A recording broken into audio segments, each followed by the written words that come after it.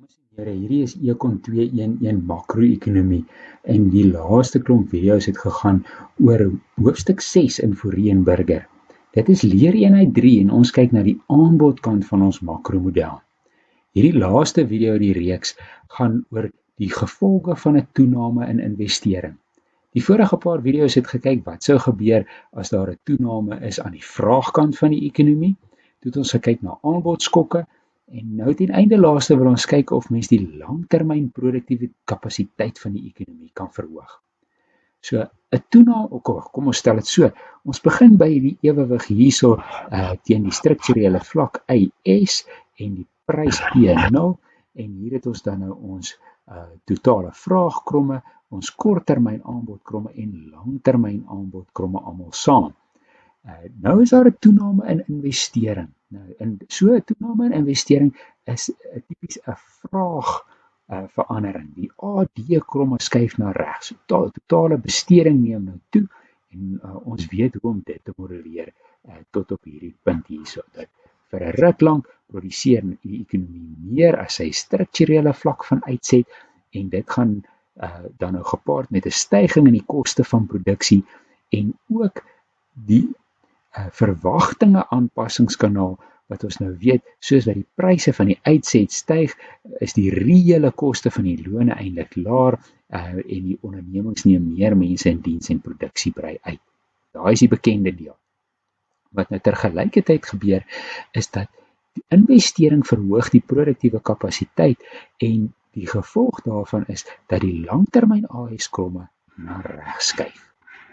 So die bekende aanpassingsproses van hierdie punt af hierso om dan te sê, maar by die ewewig van AD1 en die oorspronklike korttermyn AS, korttermyn 1, die aanpassing van daar af, waardeur werkers besef hulle lone raak nou agter die koers van inflasie en hulle eis hoër lone, dit verhoog die koste van produksie en dit skuif die totale aanbodkromme weer na links.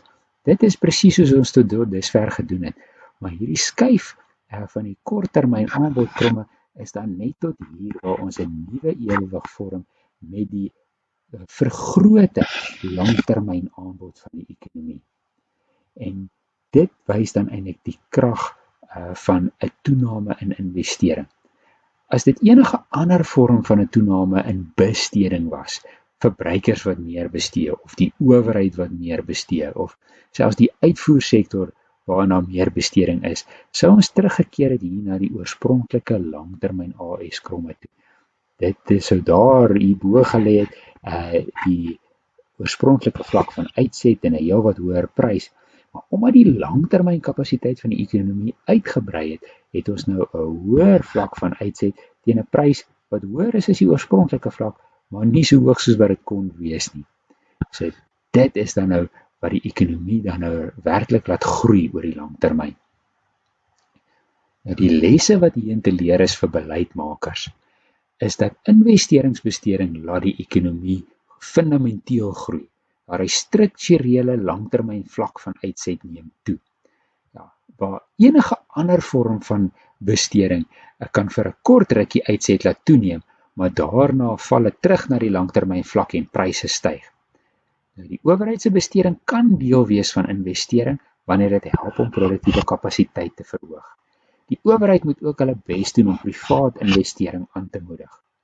So besteding wat die aanbodkant van die ekonomie stimuleer, soos infrastruktuur en vaardigheidsontwikkeling, is baie belangrik om die langtermyn potensiaal en die langtermyn vlak van uitset te verhoog. Lopende besteding en ander maniere wat net die vraag kan stimuleer, dit help nie vir langtermyn uitset nie.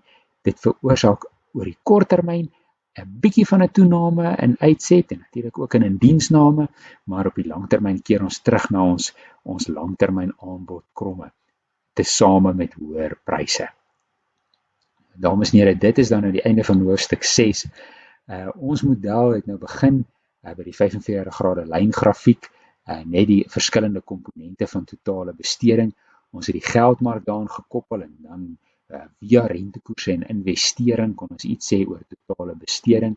Dit is natuurlik weer saamgevat binne 'n DSL model het ons die ESLM uitgebrei in die buitelandse sektor ingesluit, ook ekonomie kon modelleer, en het ons die hele ESLM gevat en het saamgevat binne in die AB-kromme en dan nou die aanbodkant, die AS ontwikkel, om so vir ons 'n model te gee waarmee mens kan die impak van verskillende beleide en skokke op pryse en uitset modelleer.